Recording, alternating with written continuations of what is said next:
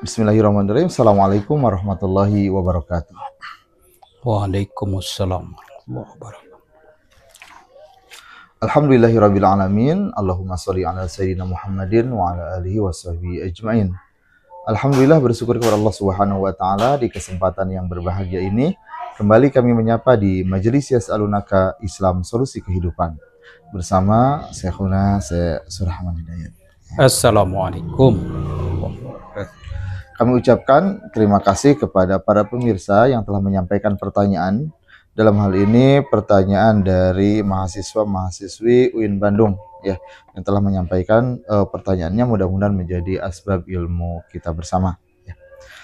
Langsung saja untuk pertanyaan yang pertama ya, yang menanyakan terkait ya, mengapa logika pembangunan Indonesia selalu menempatkan alam sebagai objek yang bisa dikorbankan seperti itu. Ya, bismillahirrahmanirrahim. Cara pandang ya, bahwa masyarakat Indonesia ya, secara pribadi maupun secara komunitas ya, lebih mampu dan lebih sering melihat itu hal yang kasat, yang zohir. Iya, terlalu sulit melihat yang batin. Nah itu kan yang nampak ya, yang nampak ya, lahir batin, selalu saja lahir batin ya. Selalu ada dua sisi itu ya. Ya, dan semua melihat ya, kalau ada masalah itu bagaimana nih, lahiriahnya bagaimana. Kadang-kadang lahiriah itu langsung ini atau tidak menyenangkan ya kan, padahal di balik itu mungkin ada hal yang batiniah, ada hal yang komunikasi dengan sesama, dengan tetangga, dengan permasalahan itu lihatnya hal yang lahir, langsung tidak menyenangkan. Padahal di balik yang lahir itu mungkin ya sedikit agak direnungkan, mungkin ada hal yang baik di balik itu apa, di balik itu apa ya kan. Nah, jarang orang yang di balik itu apa. Selalu kalau orang itu mampu melihat yang di balik itu biasanya sesuatu yang tentu bagus, itu di balik itu apa ya kan. Nah itu jadi soal cara pandang lahir batin ya kan. Zohiron wa batinan, memang terjemahan dari Arabnya begitu. Dalam lagu kebangsaan kita juga ya, membangun raganya lalu jiwanya kan. Iya, padahal tentu membangun itu jiwanya, tapi raga dulu kan. Dari situ maka lingkungan zahir kita itulah yang diperbaiki. Dalam lingkungan sehari-hari saja, kalau ini hubungan dengan orang lain tuh ya, zahirnya ramah, senyum, ya gitu kan. Itu kadang-kadang justru orang yang terlalu banyak ramah dan terlalu banyak senyum itu ada di baliknya apa. Nah, yang di balik itu agak kurang direnungkan ya kan. Itu jadi cara pandang. Padahal agama itu kan ya dari niat. Niat itu kan tentu saja sesuatu yang batin. Niat itu harus lurus, harus benar, harus baik. Baru terjemahan dari niat itu bagaimana kelakuan, kan begitu. Tuh, wallahu alam, itu jadi cara pandang. Baik, terima kasih atas penjelasannya. Langsung saja ke pertanyaan kedua terkait kalau sebagai anak kita dianjurkan untuk selalu nurut sama orang tua, tapi ternyata perintah mereka justru bertentangan sama keinginan dan kebahagiaan kita sendiri, bahkan sampai bikin stres dan merasa tertekan. Apakah kita tetap wajib nurut? Ya. Dan kalau kita memilih untuk mengejar kebahagiaan kita sendiri, meski orang tua enggak setuju, apa itu termasuk durhaka? Yaitu dalam agama itu ada urut-urutan, ya, wurud, ya kan, urut-urutan perintah, lalu urut-urutan kepatuhan, urut-urutan larangan, urut-urutan disiplin, itu bagaimana, kan begitu. Nah, tentu urut-urutannya kan dari langit, ya, Allah Subhanahu wa taala, lalu ya tentu Rasulullah SAW, ya kan. Ya, berikutnya yang menjelaskan ya para ulama, urut-urutannya begitu. Nah, mungkin Antara keinginan anak dan orang tua kadang ya, berbeda biasanya ya, seperti itu. Nah, itu kan urutan keberapa itu kalau sudah keinginan itu kan perasaan, ya kan. Betul. Bagaimana? Nah, ya itu kan urutan keempat. Urutan ke-1 Allah, urutan kedua Rasul, urutan ketiga ya ulama, begitu kan. Urutan keempat ya apa nih, selera, ya kan. Bahkan itu urutan kelima, urutan keempat sesama, ya, bertanya itu syuro, ya, katanya kepada yang lebih dewasa, walaupun bukan ulama, kakak misalnya yang lebih senior, tanya ini gimana. Tapi yang lebih senior kan lebih punya berpengalaman, betul, gitu. Betul. Jangan ya menurut aku, nah itu kan, nah itu ya yang terjadi permasalahan itu seperti itu. Yeah. Itu soal urut-urutan sesuatu itu yang dilaksanakan dan dipatuhi, ya kan. Ini kan soal prinsip juga kan dalam hidup ini kan. Jelas ada urut-urutan semua itu kan. Allah alam. Baik, terima kasih atas penjelasannya. Langsung saja ke pertanyaan yang keempat, ya. Di tengah maraknya pembungkaman terhadap masyarakat yang berpendapat, apakah prinsip kebebasan berpendapat masih relevan pada saat ini?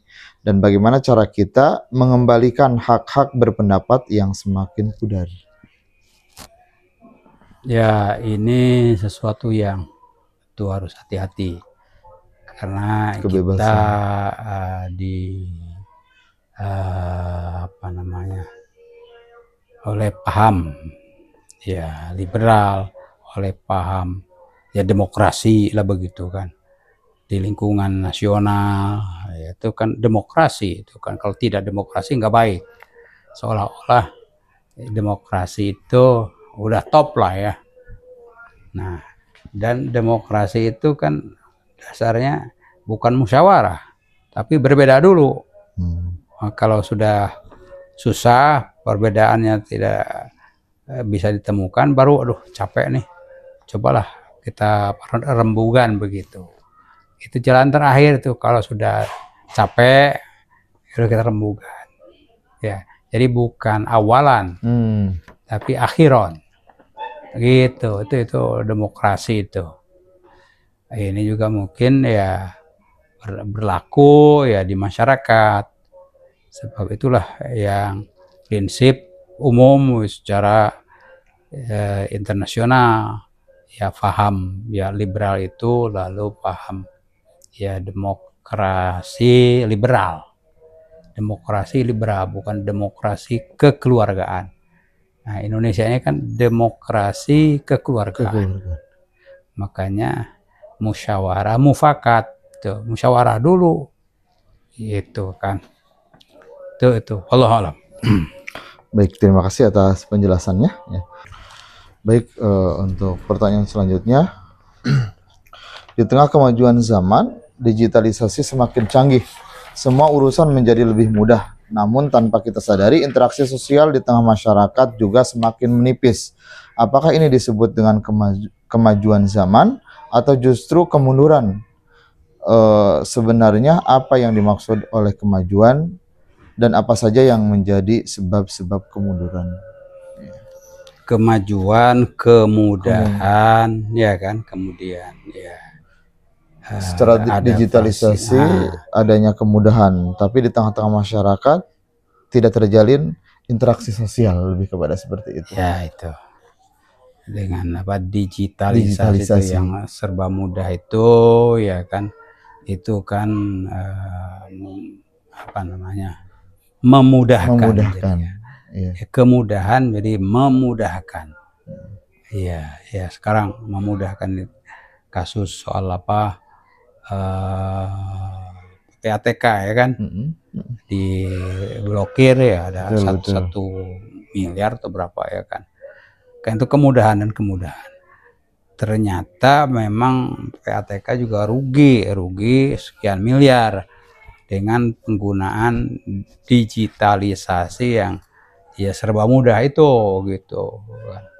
Ya, orang kan bisa sepihak. Ya sepihak, kemudian penggunaannya secara salah, dan itu menurut keterangan PPATK. Sehingga mengurus itu saja kerugiannya sekian M. Jadi kalau kita tutup, yang merugikan itu tentu kebijakan pemerintah gitu katanya ya kan. Jadi ya yang mudah itu memang murah, tapi yang murah itu yaitu jebakan. Iya itu. Jadi justru kalau sesuatu itu agak sulit, itu orang mikir, nah gitu, mikir kemudian bagaimana ini kan begitu. Ya dalam belajar saja kan, ini ya materi ini agak sulit kan, 1 kali 2 kali dipikir begitu sampai mantep, oh ini gitu kan. Tapi kalau langsung gampang saja kan asal jawab itu, jadi sahlun dan ada tasahulun. Sahlun itu ya mudah, tasahul bermudah-mudahan. Nafsu itu cenderungnya kepada sahlun dan tasahul. Nafsu itu tidak cenderung pada sesuatu yang sulit gitu, mencoba upaya enggak gitu kan. Iya, anak-anak juga kan pengennya yang mudah saja. Mudah saja, nggak mau ada rintangan. Begitu, apa saja pengen yang gampang saja. Itu ada kesesuaian antara karakter apa hati ya, lalu nafsu ya, dan ya lingkungan kehidupan itu bermudah-mudah. Orang tuh males lah, agak sulit sedikit apa saja tinggalkan begitu. Padahal cobalah 2 kali begitu kan, apa saja gitu kan. Jadi itu gampang apa sih, bosenan, bosen. Perjuangan itu kan tentu saja berlawanan dengan kebosanan. Nama pejuang itu ya tidak boleh bosan ya. Coba lagi, harus coba lagi. Itu dalam apa saja nama, dan nilainya di situ. Sedangkan nilai perjuangan nilai perjuangan itu. Makanya ada mujahadah, ada jihad ya kan. Keseriusan. Itu. Jadi karakter nafsu itu, cenderung kepada ya leha-leha ya kan. Wallahu a'lam. Baik, terima kasih atas penjelasannya. Pertanyaan berikutnya, apakah ada batas yang jelas antara kebaikan dan kejahatan, atau semua itu hanyalah hasil konstruksi sosial yang berubah sesuai zaman dan kekuasaan? Ya, berangkat dari keyakinan diri, keyakinan grup, kolektif, ya. Lalu ya masyarakat itu punya pandangan bahwa itu baik, maslahat, gitu kan. Jadi tidak berangkat dari nol itu kan. Makanya ada pendapat opini publik ya kan, masyarakat gimana, berbeda dengan pendapat perorangan, walaupun perorangan itu tokoh begitu, tetap ya dalam keterbatasan dibandingkan dengan opini publik. Ini beberapa orang ini, maka itu lebih dihargai gitu kan, opini publik dengan pendapat ya Bapak Fulan, Ustadz Fulan gitu kan. Makanya namanya syuro dan akhirnya ijma itu kan mendapat status yang sangat kuat dalam agama. Dalam agama, dalam masyarakat, oh ini sudah hasil musyawarah. Ya. Kuat itu. Ya, baik di Ijma, organisasi ataupun di masyarakat gitu. Ini makanya di dasar hukum. Begitu ya. Dengan hasil musyawarah itu menutup peluang untuk sengketa. Karena orang tersengketa itu dari perbedaan pandangan gitu, lalu sengketa itu. Jadi demikian, wallahu a'lam. Baik, terima kasih atas penjelasannya. Ya, pertanyaan berikutnya ya, kehilangan orang yang kita sayangi karena kematian selalu jadi salah satu ujian paling berat dalam hidup, terutama bagi mereka yang ditinggalkan. Lalu apa yang perlu kita siapkan untuk menghadapi keadaan seperti itu? Bagaimana kita bisa belajar menerima ketika hati belum benar-benar siap melepaskan? Ya, dalam Islam langsung ada responnya kan, apapun yang terjadi kan ada ya apa yang kita baca, sesuatu yang menyakitkan, sakit, lalu apa menyedihkan, ya ditinggalkan kan itu. Bahkan kita lagi jalan kaki itu apa namanya nendang sesuatu, nginjak sesuatu, itu kan langsung direspon innalillahi wa inna ilaihi. Ada yang kaget, siapa yang meninggal? Bukan, ini kaki. Kaki. Jadi dalam paham Islam, apa yang tidak menyenangkan itu supaya itu tidak mengganggu apa namanya hati orang dan ketenangan orang, ya dikembalikan kepada segala sesuatu itu minallah wa ilallah, kan begitu ya. Iya kan. Jadi karena supaya tidak merasa memiliki terlalu kuat ya. Makanya ya inna lillahi wa inna ilaihi raji'un. Kesadaran itu yang harus dibangun ya kan. Siapapun yang dipanggil duluan itu kan ya karena memang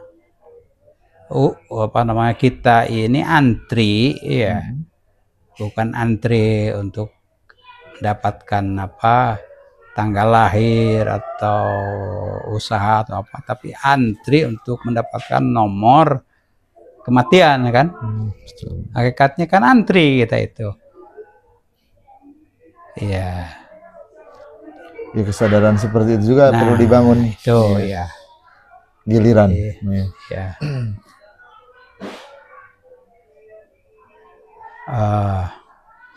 Itu saya sudah beli berapa box itu kain kafan. 10 atau berapa gitu. Persiapan nanti mungkin siapa yang duluan, tetangga begitu kan duluan. Kadang-kadang tidak siap-siap kan. Ya, kawan ada yang meninggal katanya. Nyari kafan, kain kafan dan lain-lain. Ngadadak ya kan? Itu repot ya. Repot tuh kan. Ya, alhamdulillah ada ide sedasan itu. Meser we cenah Ustad. Sok 10-12 beli. Berapa ya? 600 satu setel itu. Lengkap tuh kan dengan apanya? Ya termasuk kapur baru. Iya. Lengkap begitu tuh. Termasuk mungkin belajar istiqdan, persiapan untuk sesuatu yang tidak kita harapkan, bahkan kita hindari. Harus dipersiapkan, sebab itu akan datang begitu. suka atau tidak suka.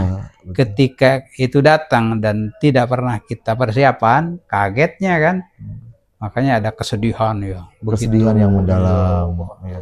Meratap, itu bagian yang tidak boleh. Nah, itu makanya ya itulah apa yang dipersiapkan itulah yang harus betul, yang betul-betul kita akan ya kembali ya kepada pemilik ya, kepada Allah Subhanahu. Kembali pasti itu. Tanggal harinya kapan itu Allah. Nah tuh kan berarti ada yang harus dipersiapkan ya, termasuk ya saya juga sudah beli 100 meter atau berapa lebih di apa tuh Purwakarta. Udah, alhamdulillah dekat juga ada yang bisa dijadikan pesantren juga sekalian kan, alhamdulillah. Nah jadi ada ya rezeki sedikit lah harus kita sisihkan gitu kan. Kalau untuk ya makan dan lainnya itu kan ya habis hari-hari kan ya, tapi ini untuk yang persiapan. Nah itu mungkin ya kita mulai berpikir untuk persiapan yang lebih begitu. Wallahu a'lam.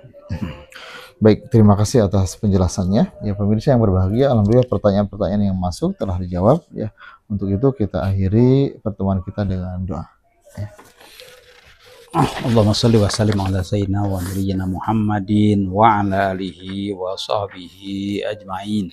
Amin ya Allah ya rabbal alamin. Amin ya Allah ya rabbal alamin.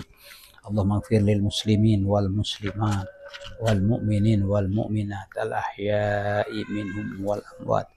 Innaka sami'un qaribun mujibud da'awat ya qadiyal hajat.